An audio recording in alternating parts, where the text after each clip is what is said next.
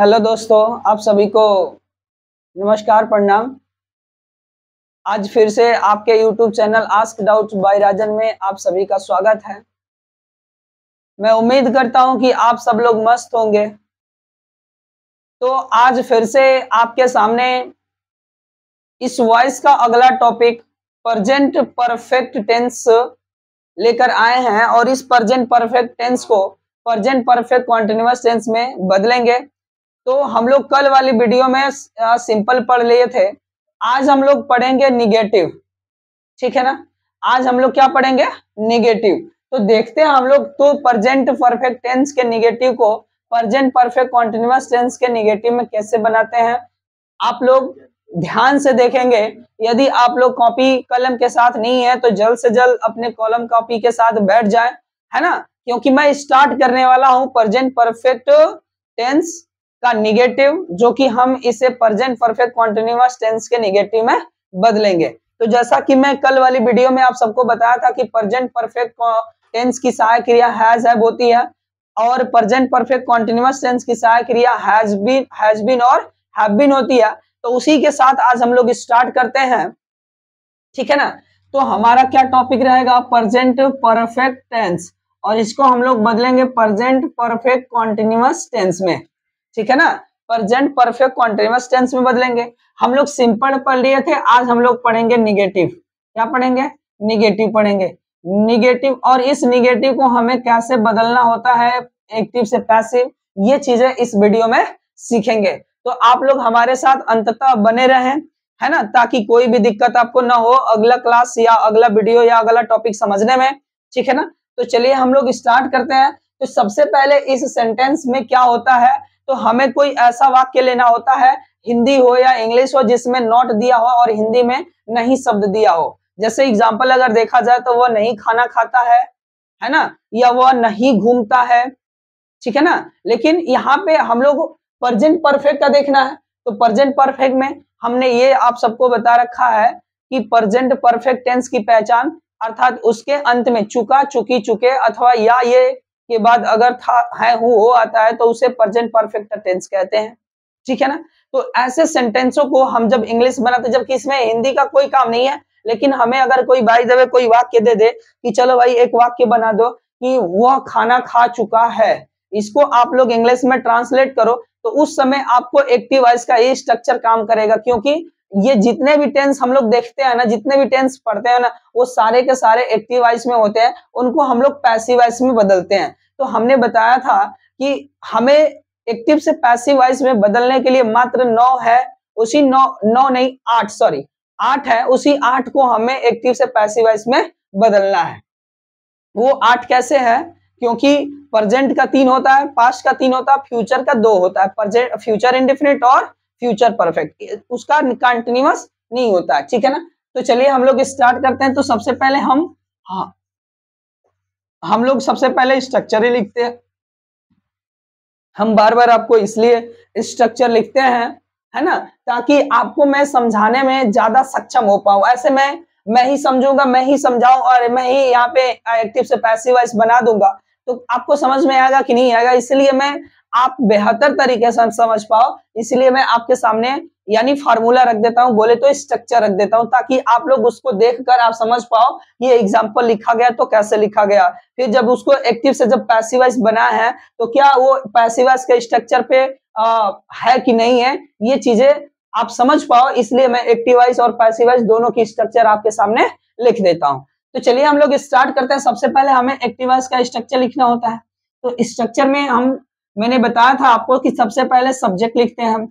जब तक सिंपल और निगेटिव पढ़ेंगे, जब तक सिंपल निगेटिव पढ़ेंगे, जब तक सिंपल निगेटिव पढ़ेंगे, तब तक हम लोग यानी उस वाक्य की स्टार्टिंग सब्जेक्ट से करते हैं। तो मैंने यहाँ पे स्टार्टिंग किससे कर दी? सब्जेक्ट से, ठीक है ना। उसके बाद हमको पता है यहाँ पे कि हैज या हैव लिखना है, क्योंकि प्रेजेंट परफेक्ट की सहायक क्रिया हैज हैव होती है, ठीक है ना। उसके बाद इसमें नॉट लिखना होता है, नॉट, क्योंकि ये निगेटिव सेंटेंस पढ़ रहे हैं तो नॉट लिख दिए।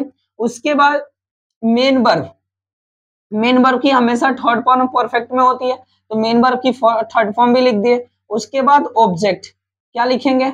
ऑब्जेक्ट। और लास्ट में आप लोग फुल अदर लिखकर फुल स्टॉप लगा देंगे, समझ पाए ना। तो ये आपका एक्टिव वॉइस का स्ट्रक्चर बनके तैयार हो गया, ठीक है ना।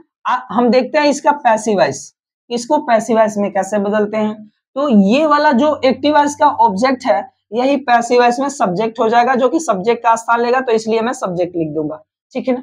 उसके बाद यहाँ हमें किस में बदलना है, प्रेजेंट परफेक्ट को प्रेजेंट परफेक्ट कॉन्टिन्यूअस में। तो इसकी सहायक क्रिया मैंने आप सबको बता रखा है इसके पहले वाली वीडियो में। तो इसकी सहायक क्रिया आप सबको बताया था हैज होता है और हैव होता है, ठीक है ना। लेकिन इसके पहले हमें क्या लिखना होता है, नॉट। तो यहाँ पे क्या लिख देंगे, नॉट।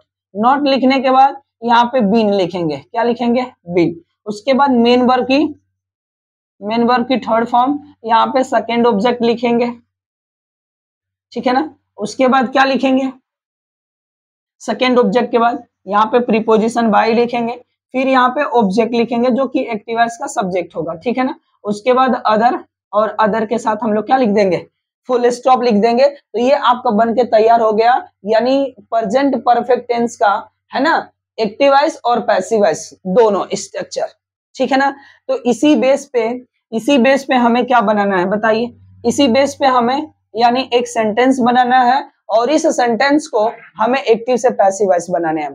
तो चलिए हम लोग स्टार्ट करते हैं। तो सबसे पहले हम ऐसे वाक्य लेते हैं, या ऐसे, देखो हमको ये अगर याद रहेगा ना, तो हमें कभी भी किसी के सामने हमें कोई स्ट्रक्चर बनाकर बोलने में, इंग्लिश का सेंटेंस हमें कोई दिक्कत नहीं होती है। लेकिन ये हम लोग पैसिव वॉइस क्यों पढ़ते हैं, इसका सबसे ज्यादा महत्वपूर्ण काम ये बता दें, सबसे इसकी महत्वपूर्ण कार्य ये बता दें, तो ये हमेशा जितने भी यानी इंग्लिश में स्पीकर होते हैं जो बोलते हैं, इंग्लिश स्पीच देते हैं, वे ज्यादातर यानी एक्टिव वॉइस यानी पैसिव वॉइस के सेंटेंसों को यूज करते हैं, है ना। यानी पैसिव वॉइस के सेंटेंसेस को यूज करते हैं वो लोग जो इंग्लिश में स्पीच देते हैं, या जिस तरह का बातचीत करते हैं इंग्लिश में, तो अधिकतर लोग यानी पैसिव ही बोलते हैं। तो इसलिए अगर हमें पैसिव पता रहेगा तो हमें किसी भी प्रकार का कोई दिक्कत नहीं होगा स्पीच से, यानी बोलने में, किसी से बात करने में, ठीक है ना, इंग्लिश में। तो हम लोग स्टार्ट करते हैं। तो सबसे पहले हमें क्या लिखना होगा, यानी एक एग्जाम्पल लिखना होगा। तो चलो भाई एग्जाम्पल लिखकर समझ लेते हैं कि क्या सच में ये है कि नहीं है ना। तो सबसे पहले हमें सब्जेक्ट लिखने होंगे, ठीक है ना। तो सब्जेक्ट की जगह पे जो कुछ लिखना है लिख लीजिए। चलिए यहाँ पे हम लोग लिख लेते हैं मैन, और मैन लिख दिए, ठीक है ना, अ मैन, ठीक है ना। उसके बाद हम लोग क्या लिखेंगे, अ मैन। उसके बाद यहाँ पे लिखेंगे हैज, क्योंकि ये सिंगुलर सब्जेक्ट है तो यहाँ पे हैज लिख दिए। उसके बाद यहाँ पे नॉट है तो नॉट लिखेंगे। नॉट लिखने के बाद मेन वर्ब की थर्ड फॉर्म। तो मेन वर्ब की थर्ड फॉर्म में क्या लिखेंगे, चलिए यहाँ पे हमें एक वर्ब याद आ रहा है, इसे हम किल्ड लिख दिए, है ना, किल्ड लिख दिए। उसके बाद हमें किल्ड लिखने के बाद क्या लिखेंगे, ऑब्जेक्ट लिखेंगे, किल्ड मी। चलो भाई यहाँ पे लिख दिए किल्ड मी। ये आपका एक्टिव वॉइस बन गया, क्योंकि मिलाएंगे हम लोग देखेंगे। तो सबसे पहले यहाँ पे सब्जेक्ट है तो सब्जेक्ट लिख दिए। उसके बाद हैज और हैव में से कोई एक लिखना था तो मैंने हैज लिख दिया, क्योंकि ये सब्जेक्ट सिंगुलर है इसलिए हेल्पिंग वर्ब हमने ये लिख दिया, ठीक है ना। इस एक्टिव वॉइस के स्ट्रक्चर में नॉट भी है, क्योंकि इसमें निगेटिव पढ़ना है तो नॉट मैंने लिख दिया। उसके बाद मेन वर्ब की थर्ड फॉर्म, ये मेन वर्ब की थर्ड फॉर्म है, ठीक है ना। इसके बाद ऑब्जेक्ट क्या है, ऑब्जेक्ट मी है तो मी लिख दिया, ठीक है ना। उसके बाद हम फुल स्टॉप लगा दिए। इसको हम जब पैसिव वॉइस में बदलेंगे तो कैसे बदलेंगे जरा ध्यान से देखेंगे। यहाँ पे सबसे पहले इस वाक्य का ऑब्जेक्ट मुझे पहचानना होगा। क्या पहचानना होगा, ऑब्जेक्ट, जो कि इस वाक्य में ऑब्जेक्ट क्या है, मी है। और यही आएगा जब पैसिव वॉइस में तो सब्जेक्ट का स्थान लेगा, जो कि आई इसका सब्जेक्ट होगा, ठीक है ना। उसके बाद इसी के हिसाब से हम हैज लगाएंगे या तो हैव लगाएंगे। तो ये आई के साथ हमेशा हैव लगता है तो इसलिए यहाँ पे हैव लगा दिए, ठीक है ना। इसमें नॉट है तो नॉट लगा दिए। उसके बाद यहाँ पे बीन है तो बीन लिख दिए, ठीक है ना। उसके बाद मेन वर्ब की थर्ड फॉर्म, देखिए यही सबसे आसान होता है, क्योंकि इसमें मेन वर्ब की थर्ड फॉर्म ढूंढने की आवश्यकता कोई नहीं होती है, क्योंकि एक्टिव वॉइस में ही मेन वर्ब की थर्ड फॉर्म दी रहती है परफेक्ट में, चाहे वो परफेक्ट किसका हो, प्रेजेंट का हो या पास्ट का हो या फ्यूचर का हो। सबसे आसान अगर किसी एक्टिव से पैसिव बनाने वाला वाक्य है तो वो है प्रेजेंट परफेक्ट, पास्ट परफेक्ट और फ्यूचर परफेक्ट। क्यों, क्योंकि उसमें थर्ड फॉर्म दिया रहता है, हमें पैसिव में भी थर्ड फॉर्म लिखना होता है, तो हमें वर्ब का थर्ड फॉर्म ढूंढने की आवश्यकता नहीं पड़ती है, इसलिए ये सबसे आसान माना जाता है। तो यहाँ पे फिर से यहाँ पे वर्ब की थर्ड फॉर्म लिखेंगे, है ना, किल्ड लिख दिए। उसके बाद ये खत्म, ये खत्म, ये खत्म, इसके जगह पे हम हैव लगा दिए, बचेगा क्या, अमैन। उसके पहले बाय लगा देंगे और बाय लिखने के बाद यहाँ पे अमैन लिख देंगे, लास्ट में फुल स्टॉप लगा देंगे। इस तरह से ये एक्टिव से पैसिव बन के तैयार हो गया, समझ पाए ना। चलिए, बहुत सुंदर। दूसरा वाक्य देख लेते हैं इसी पर, है ना। तो दूसरा वाला वाक्य लिखने से पहले हमें इस स्ट्रक्चर के बारे में थोड़ा सा ध्यान देना है, तब तक जब तक कि हमें प्रेजेंट का पूरा अच्छे से समझ नहीं आए। ये जो है आप सब लोगों को इसलिए बता रहे हैं इतने अच्छे से, क्योंकि एक बार पढ़ना है ना। क्योंकि हम लोगों को जब जो चीजें हम लोग पढ़े रहते हैं वो हम लोग सोचते हैं कि उसको तो हमने पढ़ा, ये तो बकवास है झूठ मूठ का। लेकिन वास्तव में अरे अगर किसी चीज के बारे में अगर अच्छे से जानते हैं तभी उसे इग्नोर करने की कोशिश करें, लेकिन उसको तब तक इग्नोर ना करें, है ना, जब तक कि आपको अच्छे से याद नहीं हो जाता है। ठीक है ना। चलो आगे देखो। तो यहाँ पे सबसे पहले क्या लिखेंगे, चलिए यहाँ पे लिख देते हैं द पुलिस, है ना। द पुलिस लिख दिए, समझ पाए ना। यहाँ पे क्या लिख दिए, द पुलिस।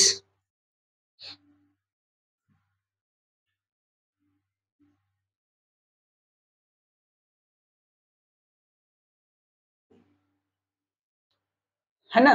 चलिए यहाँ पे द पुलिस लिख दिए, है ना। और द पुलिस, उसके बाद हम लोग ये जानेंगे कि यहाँ पे इसके साथ क्या लगेगा, हैज। ठीक है ना। उसके बाद मेन वर्ब की थर्ड फॉर्म, तो मेन वर्ब की थर्ड फॉर्म में क्या लिखेंगे, चलिए हम लोग यहाँ पे क्या लिख दिए, कॉट लिख दिए। लेकिन इससे पहले हम लोग क्या लिखेंगे, नॉट, है ना। तो नॉट लिख दिए। उसके बाद मेन वर्ब की थर्ड फॉर्म लिखेंगे, तो कैच लिखेंगे। कैच का थर्ड फॉर्म कॉट होता है, तो यहाँ पे हमने कॉट लिख दिया।